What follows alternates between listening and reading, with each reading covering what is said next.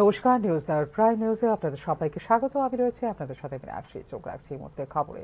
রাজ্যে বেকারত্বের হার ক্রমশ নিম্নগামী। এই ক্ষেত্রে জিআরপিটি গ্রুপটি ২,৪৩৭ মাল্টিটাস্কিং স্টাফ সহ ২,৮০৬টি শূন্য পদ পূরণ রাজ্যের ইতিহাসে একটি উল্লেখযোগ্য ঘটনা বলে জানালেন মুখ্যমন্ত্রী ডাক্তার মানিক সাহা। বুধবার স্বামী বিবেকানন্দ ময়দানে চাকরি প্রাপকদের অফার বিতরণ কর্মসূচিতে বক্তব্য রাখতে গিয়ে কর্মচারীদের দুর্নীতিমুক্ত মানসিকতা গড়ে তোলার আহ্বান জানান মুখ্যমন্ত্রী ডাক্তার মানিক সাহা। প্রধানমন্ত্রী নরেন্দ্র মোদীর মার্গদর্শনে স্বচ্ছ নিয়োগ নীতির দ্বারা কর্মদক্ষ যুবশক্তির কর্মসংস্থানের নিরলস কাজ করে চলেছে রাজ্য সরকার। ত্রিপুরা জয়েন্ট রিক্রুটমেন্ট বোর্ড এর উদ্যোগে ৩৬৯ ফার্মাসিস্ট এবং ল্যাব টেকনিশিয়ান সহ ৩৭টি বিভাগে ২,৪৩৭ মাল্টিটাস্কিং স্টাফ সহ মোট ২,৮০৬টি পদ পূরণ রাজ্যের ইতিহাসে একটি উল্লেখযোগ্য ঘটনা। বিজেপি সরকারের আমলে বেকার যুবকদের কোনো পক্ষপাত ছাড়াই দেওয়া হয় নিয়োগ। বুধবার রাজধানীর স্বামী বিবেকানন্দ ময়দানে কেন্দ্রীয় স্বরাষ্ট্রমন্ত্রী অমিত শাহ ভার্চুয়াল উপস্থিতিতে রাজ্যের ৩৭টি দফতরে নিয়োগপত্র বিতরণ অনুষ্ঠানে এমনটাই জানালেন মুখ্যমন্ত্রী ডাক্তার মানিক সাহা। রাজ্যের ইতিহাসে নিয়োগের ক্ষেত্রে একটি বড় ঘটনা। রাজ্য সরকারের যে ঘোষিত নীতি সেই অনুযায়ী বেকারদের সরকারি চাকরি প্রদান ও পাশাপাশি কর্মসংস্থানের লক্ষ্যে বিভিন্ন উদ্যোগ আমরা অব্যাহত রেখেছি। স্বচ্ছতার সাথে যাতে স্বচ্ছ নিয়োগ নীতি প্রণয়ন করে সরকারি চাকরিতে নিয়োগ প্রক্রিয়া সেটা ধারাবাহিকভাবে আমাদের সরকারের মাধ্যমে সেটা চলছে। বেকারদের কর্মসংস্থানের ব্যাপারে বর্তমান সরকার প্রয়োজন অনুযায়ী প্রতিটি সরকারি দপ্তরে নিয়োগ অব্যাহত রয়েছে। টেট, জেআরবিটি এবং টিপিএসসির মাধ্যমে রাজ্য সরকারের বিভিন্ন পদে নিয়োগ করা হচ্ছে বিভিন্ন দপ্তরে। এর ফলে এখনো পর্যন্ত চাকরি নিয়ে কেউ কোনো অভিযোগ বা কোনো আইন আদালত করতে পারেনি। আগে আমরা দেখতাম ৩৫ বছরের রাজত্বকালে যখনই কোনো চাকরি দিত সেটাই চ্যালেঞ্জ হতো সেই আদালতে। যোগ্য মেধাবীরা যাতে বঞ্চিত না হয় সেই দিকে সরকারের নজর রয়েছে। দলীয় রঙকে আমরা কোনো অবস্থায় প্রাধান্য না দিয়ে মেধা ও যোগ্যতাকেই আমরা স্বীকৃতি দেওয়ার চেষ্টা করি। বর্তমানে বেকারত্বের হার জাতির মানের থেকে অনেকটাই কম ত্রিপুরায়। ত্রিপুরার বেকারত্বের হার ক্রমশ নিম্নগামী। কর্মচারীরা যেখানে প্রশাসনের মূল চালিকা শক্তি সেখানে দুর্নীতি মুক্ত মানসিকতা সম্পন্ন হতে হবে তাদের বলেও এদের জানালেন মুখ্যমন্ত্রী ডক্টর মানিক সাহা। ভারত সরকারের ministry of statistics and programmes implementation periodic labour force সার্ভের যে রিপোর্ট সেই অনুযায়ী 2018-19 সালে আমাদের রাজ্যের বেকারত্বের হার জাতীয় গড়ের থেকে বেশি ছিল। সেই সময় জাতীয় গড় যেখানে 5.8% ছিল সেখানে ত্রিপুরার গড় ছিল 10%। কিন্তু এর পরবর্তী যে 4 বছর রিপোর্টে বলা হয়েছে আমাদের রাজ্যের বেকারত্বের হার জাতীয় গড় থেকে কম এবং রাজ্যে বেকারত্বের হার ক্রমশই নিম্নগামী। 2023-24 সালে রাজ্যের গড় হচ্ছে 1.7% আর জাতীয় গড় হচ্ছে 3.2%। এতে করে প্রমাণ হয় যে রাজ্যের অভ্যন্তরে যে কাজের সুযোগ বৃদ্ধি পেয়েছে। কর্মচারীদের দায়িত্ব সম্পর্কে আমি বলবো যে কর্মচারীরা হচ্ছেন প্রশাসনের মূল চালিকা শক্তি। সরকারের নীতি নির্দেশিকা এবং জনকল্যাণে গৃহীত কর্মসূচিকে মানুষের কাছে পৌঁছে দেন বিভিন্ন স্তরের কর্মচারীগণ। দেশের মাননীয় প্রধানমন্ত্রী শ্রী নরেন্দ্র মোদীজি দেশকে দুর্নীতিমুক্ত করতে যে দৃঢ় পদক্ষেপ গ্রহণ করেছেন আমরাও সেই লক্ষ্য নিয়ে কাজ করছি। সেই ক্ষেত্রে কর্মচারী বন্ধুদেরও উপযুক্ত মানসিকতা নিয়ে এগিয়ে আসতে হবে। সামাজিক দায়ী দায়িত্ব পালনে কর্মচারী বন্ধুরা আরো বেশি নিয়োজিত হবেন সেই প্রত্যাশা রাজ্য সরকারের। উল্লেখ করা যেতে পারে 2023 সালে 35টি বিভাগে গ্রুপ সিতে 1980 জন প্রার্থী বাছাই করে নিয়োগ করা হয়েছিল তাদের। রাজ্যের বেকার যুবকদের কর্মসংস্থানে অগ্রাধিকারের জন্য চাকুরিতে পিআরসিসি বাধ্যতামূলক করেছে রাজ্য সরকার বলে এদিন জানিয়েছেন মুখ্যমন্ত্রী ডাক্তার মানিক সাহা। তাছাড়া ন্যাশনাল ক্যারিয়ার সার্ভিসের আওতায় 3টি মডেল ক্যারিয়ার সেন্টার প্রতিষ্ঠা করা হয়েছে। 2018-19 অর্থ বছর থেকে রাজ্যে মোট 96টি চাকুরি মেলার আয়োজন করা হয়েছে, যার ফলে 2000-এর বেশি যুবকের কর্মসংস্থান হয়েছে। 16,000-এর ওপর সরকারি চাকুরি দেওয়া হয়েছে এই সময়কালে। বর্তমানে রাজ্যে 4.73 লক্ষ সদস্য সহ 52,660টি স্বসহায়ক গোষ্ঠী এবং 1.91 লক্ষ লাখপতি দিদি রয়েছেন, যাদেরকে ক্ষমতায়ন করা হয়েছে 746 কোটি টাকার তহবিল দিয়ে, জানিয়েছেন মুখ্যমন্ত্রী doctor Manik Saha. Bureau report, news now.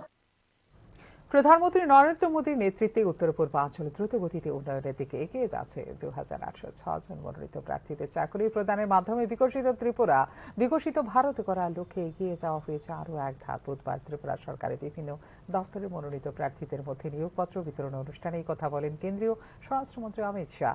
বুধবার স্বামী বিবেকানন্দ ময়দানে জিআরবিটি কর্তৃক মাল্টিটাস্কিং পদের পাশাপাশি অন্যান্য দপ্তরের অফার বিতরণ অনুষ্ঠানে ভার্চুয়ালি অংশগ্রহণ করে এমনটাই জানালেন স্বরাষ্ট্রমন্ত্রী অমিত শাহ। কেন্দ্রে বিজেপি সরকার গড়ার পর গত 10 বছরে কেন্দ্রীয় মন্ত্রীরা 700 বারের অধিক ত্রিপুরা সফরে এসেছেন। বিগত দিনে উত্তর পূর্বাঞ্চল উগ্রবাদী, অনুপ্রবেশ, ড্রাগস এবং ভ্রষ্টাচারের জন্য পরিচিত ছিল, কিন্তু বিজেপি সরকারের আমলে দ্রুত গতিতে উন্নয়নের জন্য বিশ্বের দরবারে উত্তর পূর্বাঞ্চল পৌঁছে গেছে বলেও এদিন জানিয়েছেন স্বরাষ্ট্রমন্ত্রী অমিত শাহ। त्रिपुरा के 2806 युवाओं को आज सरकारी नौकरी देकर उनके जीवन में एक नई शुरुआत करने का और त्रिपुरा के विकास के साथ जोड़ने का मौका दिया है। मैं फिर से एक बार ये 2806 सभी सफल उम्मीदवारों को बहुत बहुत बधाई देता हूं। 2437 मल्टीटास्किंग स्टाफ और 370 स्वास्थ्य विभाग से जुड़े हुए पद पर आप लोगों की नियुक्ति हुई। आप लोगों के जीवन में एक प्रकार से आज से नई शुरुआत हुई और आज से ही ये नियुक्ति पत्र प्राप्त होते ही आप मोदी जी के विकसित त्रिपुरा विकसित भारत अभियान का हिस्सा बन रहे हैं। आज Tripura public service commission, teachers recruitment board Tripura और ज्वाइंट रिक्रूटमेंट बोर्ड त्रिपुरा, ये तीनों ने बहुत प्रयास पूर्वक ঝাড়ু, পদ্মফুল বা হাত শিবির কে বসবে রাজধানীর মসনদে, তার উত্তর দিয়ে দিয়েছেন দিল্লির ভোটাররা। শনিবার 8 ফেব্রুয়ারি ঘোষণা হবে জনতার রায়। দিল্লি বিধানসভা 70টি আসনের জন্য বুধবার সকাল 7টা থেকে শুরু হয় ভোট গ্রহণ, যা জারি থাকে সন্ধ্যা 6টা পর্যন্ত। এবার দিল্লিতে মোট 1,56,14,000 ভোটার রয়েছেন, যারা প্রয়োগ করেছেন নিজেদের ভোটাধিকার। এবারে নির্বাচনে নয়াদিল্লি, কালকাজি, পাটপরগঞ্জ, জংপুরা, ওখলা, বাবরপুর, চাঁদনি চক, গ্রেটার কৈলাস, বীজওয়ারশন, মালব্যনগর, মাটিয়ামহল, নরেলা হল হটসেট। দেশের রাজধানীর বুকে যে ভোট গ্রহণ পর্ব অনুষ্ঠিত হল ইতিপূর্বে, তেমন ইঙ্গিতবাহী রাজনৈতিক সমীকরণ তৈরির প্রশ্নে এমন গুরুত্বপূর্ণ নির্বাচন আগে হয়নি বলেই মনে করছেন রাজনৈতিক বিশ্লেষক মহল। অরবিন্দ কেজরিওয়ালের প্রত্যাবর্তন নাকি পরিবর্তন? 26 বছর পর ফের দিল্লি বিধানসভায় গেরুয়া পতাকা উড়বে, নাকি প্রধানমন্ত্রীর গদিতে হ্যাট্রিকধারী নরেন্দ্র মোদী দিল্লিতে পরাজয়ের হ্যাট্রিক করবেন? প্রশ্নের উত্তর রেকর্ড করা হয়েছে ইলেকট্রনিক ভোটিং মেশিনে। এবার অপেক্ষা শনিবার অর্থাৎ 8 ফেব্রুয়ারির। নরেন্দ্র মোদী 2014 সালে প্রধানমন্ত্রী হওয়ার পর 2015 এবং 2020 সালের দিল্লি বিধানসভা নির্বাচনে বিজেপিকে পর্যুদস্ত করেই জনতার বিপুল সমর্থন নিয়ে দুবার মুখ্যমন্ত্রীর কুর্সিতে বসেন আম আদমি পার্টির সুপ্রিমো অরবিন্দ কেজরিওয়াল। অনেকে মনে করেন কেজরিওয়াল বিজেপির ট্রোজান হর্স, অর্থাৎ গ্রিক পুরাণে বর্ণিত ট্রয়ের যুদ্ধে গ্রিক সৈন্যদের ব্যবহৃত কাঠের তৈরি ফাঁপা দৈত্যাকার ঘোড়া, যার ভেতরে বসে ছদ্মবেশে ট্রয় শহরে প্রবেশ করে যুদ্ধ জয় করেছিল গ্রিক সৈন্যরা। শুধু আপ সুপ্রিমো একা নন, তৃণমূল সুপ্রিমো সম্পর্কেও অনেকে এই ধরনের অভিমত পোষণ করেন যে এরা নাকি ছদ্মবেশে বিরোধী শিবিরে ঐক্য ভাঙিয়ে কংগ্রেসকে দুর্বল করে বকলমে সুবিধা করে দেন বিজেপিকেই। তবে বিজেপির সঙ্গে মতাদর্শগত নৈকট্যের প্রশ্নে তৃণমূল নয়, বরং অনেক এগিয়ে অরবিন্দ কেজরিওয়াল। বিজেপির মতো কেজরিওয়ালও রাম রাজ্যের কথা বলেন। ফারাক বলতে জয় শ্রীরাম না বলে জয় হনুমান স্লোগান দিয়েছেন অরবিন্দ কেজরিওয়াল। কেজরিওয়ালও ভোটের আগে সনাতন সেবা সমিতি খুলে ফেলেছেন। হিন্দু ধর্মগুরুদের সামনে রেখে করেছেন ভোটের প্রচার। হিন্দু পুরোহিত ও শিখ গ্রন্থীদের জন্য বলছেন মাসিক অনুদানের কথা। দিল্লি জুড়ে বিজেপি রোহিঙ্গা বাংলাদেশি অনুপ্রবেশকারী নিয়ে ধুয়ো তুললেও আপ সরকার তা নিয়ে পাল্টা প্রশ্ন তোলেনি। উল্টো তীর্থযাত্রা যোজনা থেকে রামায়ণের সুন্দর কাণ্ডের পাঠ আয়োজন করে জোর প্রচার চালিয়েছিল এবারে নির্বাচনী ইশতেহারে বিজেপি এবং আপ দুজনেই পাল্লা দিয়ে খয়রাতির ঘোড়া ছুটিয়েছে। তুলনায় কংগ্রেস ছিল অনেকটাই নিষ্প্রভ। প্রচারের শেষ লগ্নেও কংগ্রেস ছিল স্লোগানহীন, দৃশ্যত দিশেহারা। তবু এমনটা হতেই পারে যে সংখ্যালঘু অর্থাৎ 12.68% মুসলিম এবং প্রায় 17% দলিত ভোট আপ ও কংগ্রেসে বিভক্ত হয়ে তার সুফল ঘরে তুলল বিজেপি। দিল্লিতে 67% বেশি বাড়িতে মধ্যবিত্তের বাস। এই ভোটারদের একটা বড় অংশ কেন্দ্রীয় বাজেটে কর ছাড়ের সময়োপযোগী ঘোষণায় এই ভোট ব্যাংক বিজেপির দিকে ঝুঁকবে বলে মনে করেন রাজনৈতিক বিশ্লেষক মহল। আন্না হাজারে দুর্নীতি বিরোধী অহিংস আন্দোলনে গর্ভ থেকেই জন্মলাভ করেছিল নিজেদের স্বতন্ত্র ঘরানার স্টার্ট আপ রাজনৈতিক দল বলে দাবি করা আম আদমি পার্টি। পরবর্তীতে এটা প্রমাণিত যে আন্নার সেই আন্দোলন নরেন্দ্র মোদীর গুজরাট থেকে দিল্লি আগমনের পথ করে দিয়েছিল অনেকটাই কুসুমাস্তীর্ণ। গরিষ্ঠ জনমনে ধারণা তথা পারসেপশন রোপণ করার কৌশলই হলো রাজনীতির চালিকা শক্তি। কংগ্রেস দুর্নীতিগ্রস্ত এমন একটি ধারণা দেশবাসীর মনের গভীরে রোপণ করে দিয়েছিলেন আন্না হাজারে। বাকিটা ছিল কেবল চারাগাছে জল সিঞ্চনের খেলা।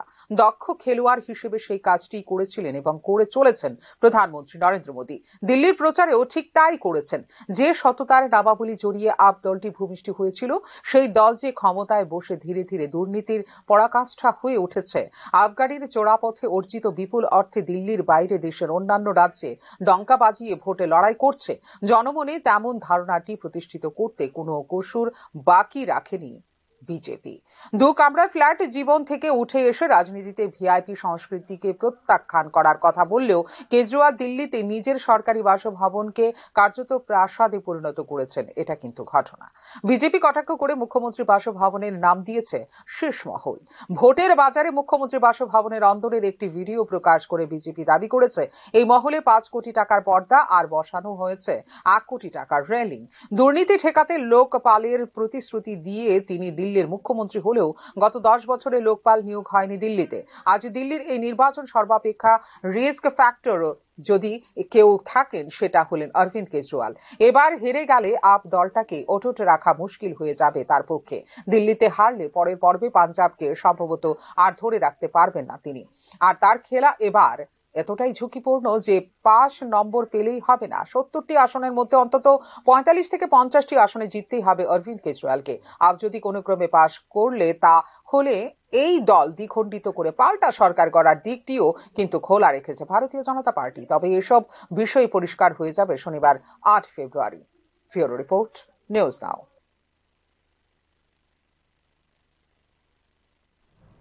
দিল্লি বিধানসভা নির্বাচনের দিনে প্রয়াগরাজে কুম্ভ পুণ্য স্নান করলেন প্রধানমন্ত্রী নরেন্দ্র মোদী। এদিন প্রধানমন্ত্রীর সঙ্গে ছিলেন উত্তরপ্রদেশের মুখ্যমন্ত্রী যোগী আদিত্যনাথও। বুধবার অনুষ্ঠিত হয় দিল্লি বিধানসভা নির্বাচন, আর এই দিনেই মহাকুম্ভে পা রাখলেন প্রধানমন্ত্রী নরেন্দ্র মোদী। ত্রিবেণী সঙ্গমে পুণ্য স্নান সারলেন তিনি। পাশাপাশি উত্তরপ্রদেশের মুখ্যমন্ত্রী যোগী আদিত্যনাথকে সঙ্গে নিয়ে নৌকা বিহারও করেন প্রধানমন্ত্রী। ফলে রাজধানীতে ভোটের দিনই মোদীর প্রয়াগরাজ সফর নিয়ে নানা প্রশ্ন উঠতে শুরু করেছে রাজনৈতিক মহলে। তবে কি দিল্লির নির্বাচনে হিন্দুত্বের তাস খেলতে মহাকুম্ভে ডুব দেওয়ার জন্য এই দিনটিকে বেছে নিয়েছেন প্রধানমন্ত্রী? তা নিয়েও কিন্তু সুর চড়িয়েছে বিরোধী রাজনৈতিক দলগুলি। বুধবার 11টা নাগাদ পুণ্য স্নানের কথা ছিল প্রধানমন্ত্রী নরেন্দ্র মোদীর। সেই সূচি অনুযায়ী এদিন সকালে প্রয়াগরাজে পৌঁছন প্রধানমন্ত্রী। প্রথমে উত্তরপ্রদেশের মুখ্যমন্ত্রী যোগীকে সঙ্গে নিয়ে গঙ্গায় নৌকা বিহার করেন তিনি। কুম্ভমেলার সমস্ত ব্যবস্থাপনা খুঁটিয়েও দেখেন প্রধানমন্ত্রী। তারপরে পবিত্র গঙ্গায় ডুব দিয়ে স্নান সারেন মোদী। ভারতের আধ্যাত্মিক ও সাংস্কৃতিক ঐতিহ্যের প্রচার ও সংরক্ষণের প্রতিশ্রুতি দিয়েছেন প্রধানমন্ত্রী নরেন্দ্র মোদী। তাই তীর্থস্থানগুলোতে পরিকাঠামো উন্নয়ন ও সুযোগ সুবিধা উন্নত করার জন্য ধারাবাহিকভাবে পদক্ষেপ করেছেন তিনি বলে এদিন এক্স হ্যান্ডেল উল্লেখ করে প্রধানমন্ত্রীর সদর দপ্তর। প্রয়াগরাজের সঙ্গমে যখন ডুব দিচ্ছিলেন প্রধানমন্ত্রী নরেন্দ্র মোদী, তখন দিল্লিতে গণতন্ত্রের উৎসবে সামিল হয়েছেন সাধারণ মানুষ। সকাল থেকে বুথে বুথে ছিল ভিড়। ফলে ভোটের দিনই প্রধানমন্ত্রীর মহাকুম্ভে যাওয়া এবং পুণ্য স্নান হিন্দুত্বের পালে ফের হাওয়া দেওয়া হিসেবে দেখছেন বিরোধী দল সহ রাজনৈতিক বিশ্লেষক মহলের একাংশ। উল্লেখ করা যেতে পারে, মৌনী অমাবস্যা উপলক্ষে দ্বিতীয় শাহী স্নান ছিল গত 18 জানুয়ারি গভীর রাতে। 10,000-এর বেশি মানুষ একসঙ্গে স্নান করতে ভিড় জমান। তখনই ভিড়ের চাপে ব্যারিকেড ভেঙে ঘটে বিপত্তি। তার জেরে পদপিষ্ট হয়ে প্রাণ হারান বহু মানুষ। যোগী সরকারের দাবি মৃতের সংখ্যা 30, কিন্তু কংগ্রেস সহ একাধিক বিরোধী দলের অভিযোগ এই সংখ্যা অনেক অনেক বেশি। আসল সংখ্যা গোপন করছে সরকার। অভিযোগের প্রেক্ষিতে উত্তাল হয়েছে চলতি সংসদের চলতি বাজেট অধিবেশনও। Bureau report, news now. বুধবার পৌর নিগমের কনফারেন্স হলে আয়োজিত কাউন্সিল বৈঠকে শহরের উন্নয়নমূলক কাজের অগ্রগতি ও শহরাঞ্চলে মশার উপদ্রব বৃদ্ধির মোকাবিলা বিষয়ক আলোচনা করেন মেয়র দীপক মজুমদার। শহরবাসীর জন্য উন্নয়নমূলক প্রকল্পগুলো কতটুকু বাস্তবায়িত হচ্ছে এবং আগামী দিনে সুন্দর ও পরিচ্ছন্ন নাগরিক পরিষেবা প্রদানের বিষয়ে সিদ্ধান্ত ও শহরবাসীর প্রধান সমস্যা হিসেবে মশার উপদ্রব রোধে নাগরিক সচেতনতা বৃদ্ধির জন্য করণীয় বিষয়সমূহ নিয়ে বিস্তারিত আলোচনা হয় বলে জানিয়েছেন মেয়র। যত্রতত্র আবর্জনা ফেলে রাখার ফলে ড্রেনে জল জমে মশার লার্ভা সৃষ্টি হয়ে মশার উপদ্রব বৃদ্ধি পায় বলে এই বিষয়ে সচেতনতা বৃদ্ধির জন্য রাজ্যের নাগরিকদের প্রতি আবেদন জানিয়েছেন মেয়র।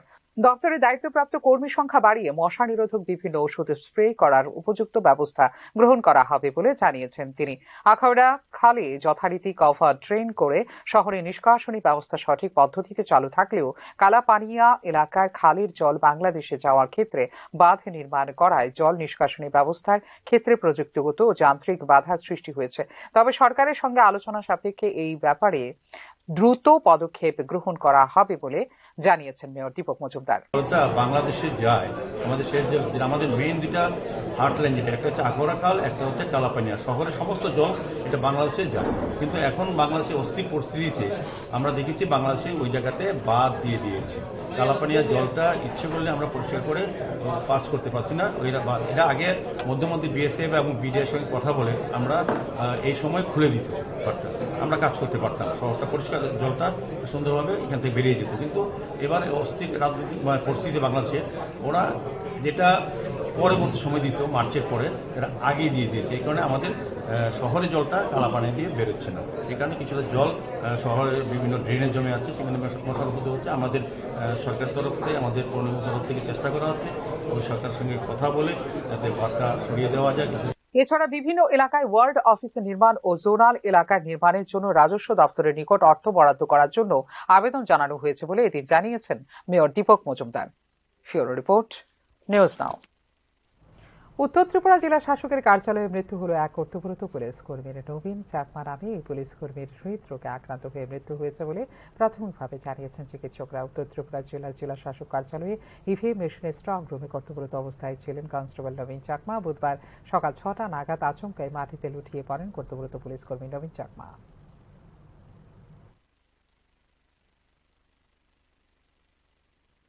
মশাধিক কাল যাবৎ রেগার মজুরি পাচ্ছেন না শ্রমিকরা। পাশাপাশি 10 দিনের রেগার কাজের জায়গায় কাজ দেওয়া হয়েছে মাত্র 4 দিনের। তাই বাধ্য হয়ে সকালে আমবাসা কমলপুর সড়ক অবরোধ করেন কোলায়ের গ্রামবাসী।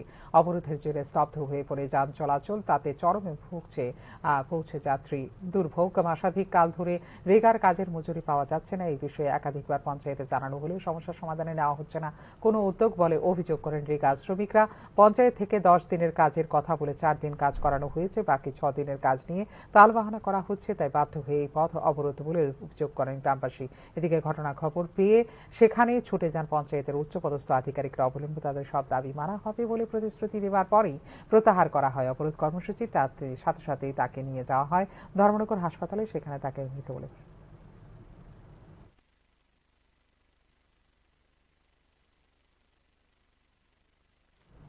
এই মুহূর্তে নিচে ছোট্ট বিজ্ঞাপন বিরতি, বিরতির পর ফিরে আসবো অন্যান্য খবরের সঙ্গে থাকবেন।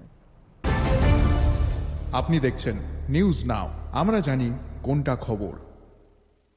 প্রথম আলো এলো শুদ্ধ সকাল, শুদ্ধ সলিলে আজ বাজালো ত্রিতাল, মন্দিরে শুদ্ধ পূজার ধ্বনি, অগ্নি শুদ্ধ হলো সিঞ্জিনী, পরিণীতা নারী তুমি অনুপমা, শুদ্ধ সোনায় সাজো হে নিরুপমা। শুদ্ধতার স্বর্ণ মন্দির, কালিকা জুয়েলার্স, আগরতলা। একটু চেষ্টাতেই দুল লেগে যায় নববধূর কানে, একটু চেষ্টাতেই মানিয়ে নেওয়া যায় বিবাহিত জীবনে। নানা অনুভূতি জড়ানো বিয়ের গয়না। শ্যাম সুন্দর কোম্পানি জুয়েলার্স। আপনি দেখছেন নিউজ নাও, আমরা জানি কোনটা খবর। বিরতির পর স্বাগত, চোখ রাখছি অন্যান্য খবরে। সাবরুম বিধানসভা এলাকার বিভিন্ন অঞ্চলে বিধায়ক উন্নয়ন তহবিল থেকে অর্থ যে বরাদ্দ করা হচ্ছে সেগুলি বাস্তবায়নে সরকারি আধিকারিকদের সঙ্গে নিয়ে বুধবার সাবরুম সবজি বাজার এবং দোলবাড়ি গ্রাম পঞ্চায়েতের গাংফিরার বৌদ্ধ বিহার এলাকা পরিদর্শনে যান বিরোধী দলনেতা তথা সাবরুমের বিধায়ক জিতেন্দ্র চৌধুরী। সাবরুম সবজি বাজার উন্নয়ন প্রকল্পের জন্য বিধায়ক উন্নয়ন তহবিল থেকে 10 লক্ষ টাকা এবং গাংফিরা বৌদ্ধ বিহারের কমিউনিটি হল নির্মাণের জন্য 21 লক্ষ টাকা বরাদ্দ করা হয়েছে বলে জানিয়েছেন বিধায়ক জিতেন্দ্র চৌধুরী। পূর্ব টেক্কা, পোয়াং বাড়ি এবং শ্রীনগর এর হাসপাতালে রোগীদের জন্য বিশ্রামাগার ও শেড নির্মাণের জন্য বিধায়ক এলাকা উন্নয়ন প্রকল্পে তহবিল থেকে অর্থ বরাদ্দ করা হবে। আগামীকাল এই এলাকাগুলো পরিদর্শনে যাবেন বলে জানিয়েছেন বিধায়ক জিতেন্দ্র চৌধুরী।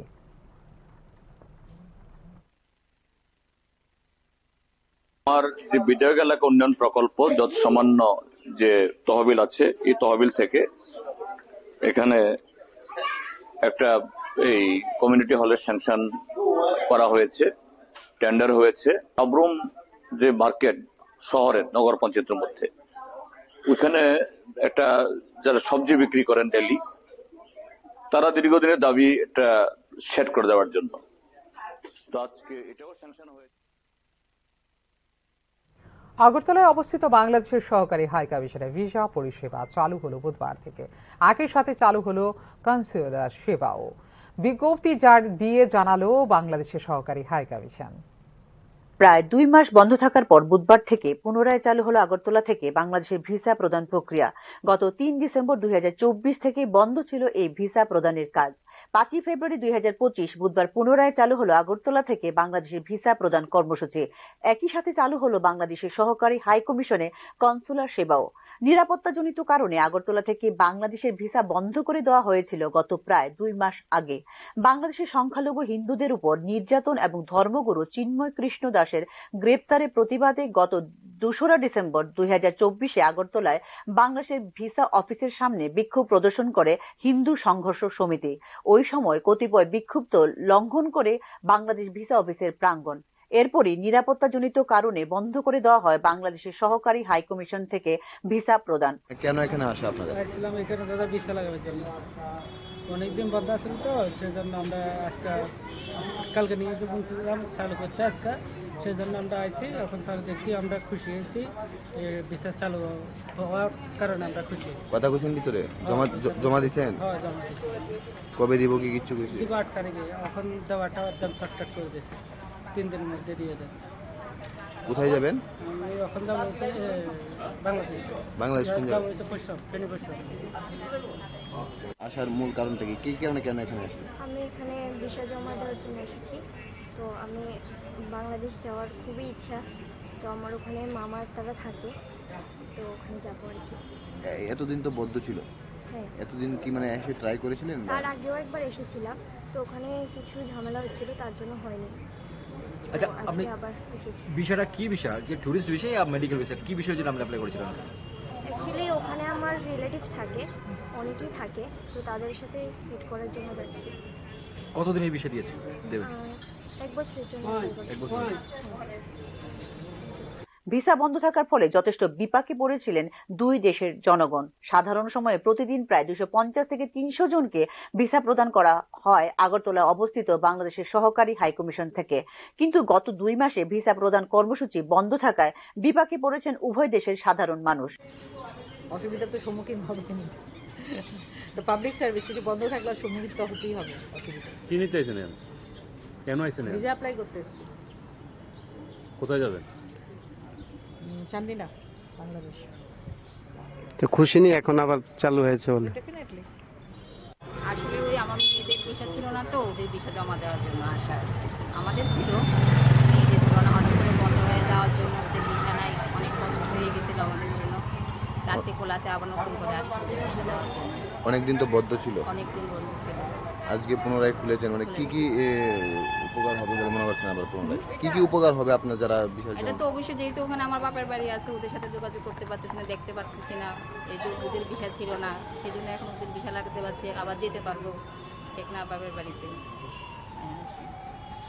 সবকিছু মিলিয়ে যোগাযোগ ওদের সাথে, ওই দেশের সাথে, মানুষের সাথে দেখাশোনা অনেক ভালো একটা হয়েছে। গত 2 মাসে বিশেষ করে ত্রিপুরা বাংলাদেশ সুসংহত স্থলবন্দর দিয়ে যাত্রী চলাচল হ্রাস পেয়েছে প্রায় 75%। বর্তমানে পরিস্থিতি স্বাভাবিক হয়েছে অনেকটাই, তাই পুনরায় চালু হলো আগরতলায় বাংলাদেশের সহকারী হাই কমিশনের ভিসা পরিষেবা। ব্যুরো রিপোর্ট, নিউজ নাও।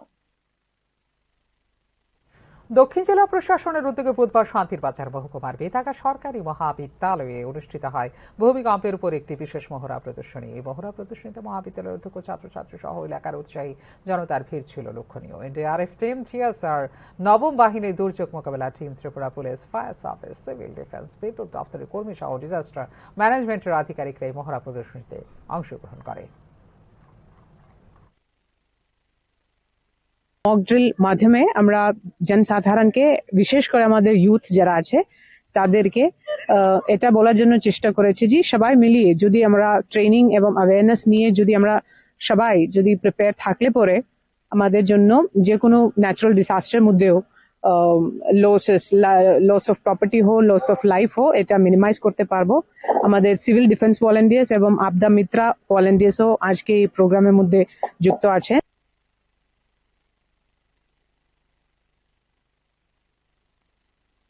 রেগা প্রকল্পে 2025-26 অর্থ বছরের বাজেটে বরাদ্দ কমিয়ে দিল কেন্দ্রীয় সরকার। স্বাভাবিকভাবে বাজেটে অর্থ বরাদ্দ কমিয়ে দেওয়ার প্রশ্ন উঠছে এই প্রকল্পের বাস্তবায়ন নিয়ে। গ্রামীণ অর্থনীতির অন্যতম মূল ভিত্তি হল রেগা প্রকল্প এবং এই ক্ষেত্রে 2025-26 অর্থ বছরে কেন্দ্রীয় বাজেটে হ্রাস করা হলো বরাদ্দ। মহাত্মা গান্ধী জাতীয় গ্রামীণ কর্মসংস্থান নিশ্চয়তা প্রকল্প বা MGNREG এর জন্য কেন্দ্রীয় সরকারের অপরিবর্তিত বাজেট বরাদ্দ 86,000 কোটি টাকা অপ্রতুল এবং এটি এই প্রকল্পের পদ্ধতিগত ধ্বংসের অংশ বলে মনে করছেন সংশ্লিষ্ট তথ্যবিজ্ঞ মহল। মূল্যস্ফীতি বিবেচনায় নিলে 2025-26 অর্থ বছরের বাজেটে রেগা প্রকল্পের জন্য বরাদ্দ কার্যত 2024-25 অর্থ বছরের তুলনায় প্রায় 4,000 কোটি টাকা কম। 2024-25 সালে এই প্রকল্পের জন্য বরাদ্দ ছিল জিডিপি এর 0.26%, অথচ শনিবার উপস্থাপিত বাজেটে বরাদ্দ কমে হয়েছে জিডিপি এর 0.24%। গ্রামীণ পরিবারগুলোকে প্রতি বছর বিশেষভাবে নির্ধারিত মজুরিতে 100 দিনের কর্মসংস্থান নিশ্চিত করার বিধান রয়েছে আরইজিএ আইনে। ফেব্রুয়ারির 1 তারিখের সর্বশেষ তথ্য অনুসারে চলতি অর্থবছরে গড় কর্তা প্রতি পরিবার 45 দিনেরও কম কাজ পেয়েছে, যখন 2023-24 অর্থ বছরে এই সংখ্যা ছিল প্রায় 52 দিন। চলতি অর্থবছর শেষ হবে 31 মার্চ তারিখে। প্রকল্পটির ঘাটতি 9,860 কোটি টাকা এবং 1 ফেব্রুয়ারি পর্যন্ত মজুরি বকেয়া রয়েছে 6,949 কোটি টাকা। এছাড়াও প্রকল্পের গড়পড়তা 20% বাজেট পূর্বের বকেয়া পরিশোধে ব্যবহার করা হয়। এই অপ্রতুল বাজেটের ফলে মজুরি বিতরণে বিলম্ব হবে, যা আর্থিক সংকট বাড়াবে গ্রামীণ শ্রমিকদের। প্রকল্পের অধীনে কাজের চাহিদা নিম্নমুখী, যার ফলে মানুষ তাদের কর্মসংস্থানের অধিকার থেকে বঞ্চিত হবে এবং দুর্বল হবে গ্রামীণ অবকাঠামো বলে মনে করছেন অর্থনৈতিক বিশেষজ্ঞদের একাংশ। প্রাথমিক পর্যায়ে কম বরাদ্দের কৌশল ইচ্ছাকৃতভাবে MGNREGA কাজের চাহিদা নিম্নমুখী করার প্রচেষ্টা এবং প্রকল্পের নিম্ন মজুরি হার নিরুৎসাহিত করেছে মানুষের অংশগ্রহণ। নগর ও গ্রাম উভয় অঞ্চলের মূল্যস্ফীতি ও জীবনযাত্রার ব্যয় বহুগুণ বৃদ্ধি পেয়েছে এবং তা সুস্পষ্ট বলে ডিসেম্বরে জানিয়েছিল সংসদীয় স্থায়ী কমিটি।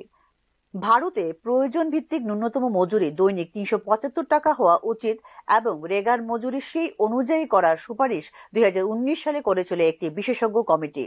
তবে সবচেয়ে বেশি তাৎপর্যপূর্ণ বিষয় হল 2019 সালে সেই সুপারিশ 2024 সালের মার্চ মাসে কার্যকর করা হয়, যেখানে রেগায় মজুরি হার সংশোধনের পর দৈনিক 374 টাকার বেশি মজুরি দেওয়া হয় না ভারতের কোনো রাজ্যেই।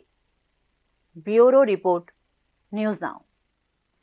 জনজাতি কল্যাণ দফতরের উদ্যোগে আয়োজিত ভগবান বিরসা মুন্ডা ফুটবল টুর্নামেন্টের বুধবার আনুষ্ঠানিক উদ্বোধন করলেন রাজ্য পর্যটন দফতরের মন্ত্রী সুশান্ত চৌধুরী। 5 থেকে 8 ফেব্রুয়ারি পর্যন্ত অনুষ্ঠিত ভগবান বিরসা মুন্ডা ফুটবল টুর্নামেন্ট উপলক্ষে রাজ্যভিত্তিক এসটি ইন্টার হোস্টেল ফুটবল প্রতিযোগিতায় মোট 16টি দল অংশগ্রহণ করবে, যার মধ্যে 8টি মেয়েদের ও 8টি ছেলেদের দল থাকবে। খেলাধুলার মাধ্যমে নেশার বিরুদ্ধে লড়াই করতে হবে এবং আমাদের শারীরিক ও মানসিক বিকাশের পাশাপাশি বন্ধুত্বপূর্ণ সম্পর্ক সুদৃঢ় হবে। এক ত্রিপুরা শ্রেষ্ঠ ত্রিপুরা গড়ার লক্ষ্যে জাতি জনজাতি অংশের মানুষের সম্মিলিত প্রয়াস প্রয়োজন বলে জানিয়েছেন মন্ত্রী সুশান্ত চৌধুরী।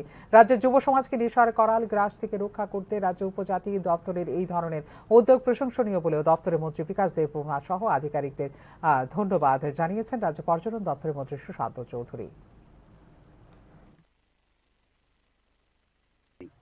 যে খেলাধুলাই হচ্ছে একমাত্র উপায় যার মাধ্যমে আমরা নেশার বিরুদ্ধে যে যুদ্ধ সেটাকে আমরা আরো ত্বরান্বিত করতে পারি এবং এই খেলাধুলার মাধ্যমে একদিকে যেমন শারীরিক বিকাশ ঘটবে, একদিকে মানসিক বিকাশ ঘটবে, বন্ধুত্বপূর্ণ সম্পর্ক সুদৃঢ় হবে এবং আমাদের যে লক্ষ্য এক ত্রিপুরা শ্রেষ্ঠ ত্রিপুরা, এতে ট্রাইবেলদের যেমন পার্টিসিপেশন থাকতে হবে, বাঙালিদের পার্টিসিপেশন থাকতে হবে, জাতি জনজাতি মিলে আমাদের রাজ্যকে এগিয়ে নিয়ে যেতে হবে। তাই নেশার কবল থেকে ছোবল থেকে যুব সমাজকে সেখানে বাঁচানোর জন্য বুধবার থেকে শুরু হলো ত্রিপুরা ক্রিকেট অ্যাসোসিয়েশনের ওপেন আমন্ত্রণমূলক মহিলা ক্রিকেট টুর্নামেন্ট। মূলত তালতলা মাঠ এবং পুলিশ একাডেমি মাঠে আয়োজন করা হবে এই ওপেন আমন্ত্রণমূলক মহিলা ক্রিকেট টুর্নামেন্ট। কয়েকটি ম্যাচ আয়োজন করা হবে এমবিপি স্টেডিয়ামে। এই বছর এই ওপেন আমন্ত্রণমূলক মহিলা একদিনের ক্রিকেট টুর্নামেন্টে অংশ নিচ্ছে মোট 15টি দল।